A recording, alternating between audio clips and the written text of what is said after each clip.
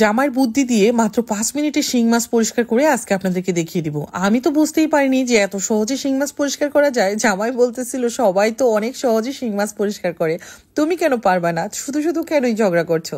সকাল সকাল শিং মাছ দেখে মাথায় নষ্ট হয়ে গেছে, পরিষ্কার করতে অনেক টাইম লাগবে। তো সে বলতেছিল এটা পরিষ্কার করতে মাত্র 5 মিনিট সময় লাগবে। তা আমি বললাম কিভাবে? যেভাবে বলছে ঠিক ওভাবেই করলাম। মাঝখানে ছোট একটা বাটি দিয়ে দিলাম, তার মধ্যে দিয়ে দিচ্ছে অল্প একটু চুন, আর চুনের মধ্যে বললো একটু করে পানি দিতে, পানি দিয়ে নাকি এটা আমি গুলিয়ে নিব। তো সে যা বলতেছিল আমি তাই করতেছিলাম, পাশে থেকে যেটা বলছে সেটাই করে দেখাচ্ছি। তো যাই হোক, এভাবে করে নাড়াচাড়া দিচ্ছি, আর একটু একটু ভয় পাচ্ছি কখন জানি শিং মাছ নড়ে চড়ে ওঠে। আর শিং মাছ নড়াচড়া দেখলে তো আমার মাথা নষ্ট হয়ে যায়। ছোটবেলায় শিং মাছ যখন কাটতে গেছিলাম তখন একবার শিং মাছের গুতা খেয়েছিলাম, তারপর থেকে শিং মাছ দেখলে তো আমার ভীষণ ভয় লাগে। তো আমি চুনটা কিন্তু এখন শিং মাছের উপর দিয়ে দিয়েছি, আর সবগুলো নড়াচড়া শুরু করে দিয়েছে। তো কিছুক্ষণের মধ্যেই কিন্তু শিং মাছটা একটু স্তব্ধ হয়ে যাবে, যদিও মরবে না। এটা অনেক শক্তিশালী মাছ, আমরা কম বেশি সবাই জানি। এখনো বললো ঢাকনা খুলে দিতে, তো ঢাকনা খুলবো যে আমার তো ভয়ই লাগছে আসলে, এটার ভিতর থেকে তো নাড়াচাড়া এখনো বন্ধ হয় নাই। তো কিছুটা সময় নিয়ে ঢাকনা খুলে দিলাম, তারপর বললো এইভাবে নাড়তে থাকো। তো অবশ্যই আমি নাড়বো, কারণ তার টেকনিক বলে কথা, আমাকে তো দেখতেই হবে শেষ পর্যন্ত কি হয়। এতই সহজ, মাত্র 5 মিনিটে শিং মাছ পরিষ্কার করে ফেলা যায়। তো তার কথা মতো আমি এইভাবে করে কাঠি দিয়ে নাড়তেছি। বললো যে নাড়তে নাড়তে উপরের নাকি যে ময়লাটা সেটা উঠে যাবে। তো আমি জিজ্ঞেস করলাম কতক্ষণ লাগতে পারে, সে বললো যে 5-7 মিনিট নাড়তে থাকো। তো মিনিমাম 3-4 মিনিট নাড়ার পরেই দেখতে পারলাম যে উপরের যে কালো প্রলেপটা অনেকটাই কিন্তু উঠে গেল।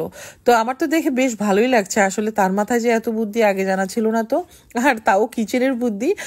ছেলেদের মাথায় কিচেনের এত ভালো বুদ্ধি দেখে অবাকই হলাম। তো আসলে চুন দিয়ে খুব সুন্দরভাবেই কিন্তু মাছগুলো পরিষ্কার করে নেওয়া গেল। এখন কিন্তু আমি মাছগুলো ধুয়ে নিব না, আগে আমি মাছগুলো কেটে নিব। আপনারা চাইলে কিন্তু আগে কেটে তারপর কিন্তু মাছগুলোকে আপনারা চুন দিয়ে পরিষ্কার করতে পারেন।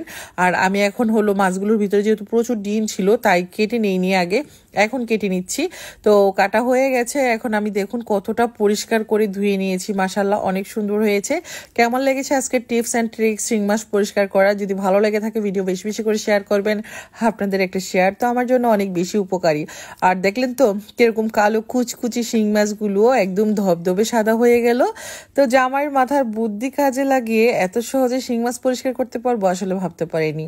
আর কে কোত্থেকে দেখছেন ভিডিওটা, কে কিভাবে শিং মাছ পরিষ্কার করেন তাও কিন্তু কমেন্ট করে জানাতে পারেন। আমি তো মাছগুলোকে না কেটেই পরিষ্কার করে নিয়েছিলাম, আবার চাইলে কিন্তু আপনারা সুন্দর করে কেটে এইভাবে করে চুন দিয়ে হাত দিয়ে মাখাতে পারেন। এতে করেও কিন্তু উপরের যে কালো ময়লাটা সেটা একদম চলে যাবে, মাছগুলো একদম ধবধবে সাদা হয়ে যাবে। তো এইভাবে পরিষ্কার করলে হয় কি মাছের টেস্টটা তেমন ভালো হয় না। আর আপনারা যদি মনে করেন কোনো রকম এরকম প্রসেস ছাড়া হাত দিয়ে বা কোনো শিলপাটায় ডলে ডলে নিতে পারেন, তাহলে কিন্তু মাছের টেস্টটা ভালো থাকে আমার কাছে মনে হয়। তো সবাই ভালো থাকবেন, যদি প্রসেস ভালো লাগে এরকম করে করতে পারেন, অথবা শিলপাটাও ঘষে নিতে পারেন। তো আমার কাছে তো ভীষণ ভালো লেগেছে আসলে, অল্প সময়ে যখন হাতে সময় না থাকে, যারা ব্যাচেলার ভাই বোনরা আছেন তারা সহজে কিন্তু এগুলো এভাবে পরিষ্কার করতে পারেন। শিলপাটায় ডলে নিলে একটু কষ্ট হয়, বাট টেস্টটা কিন্তু ঠিক থাকে।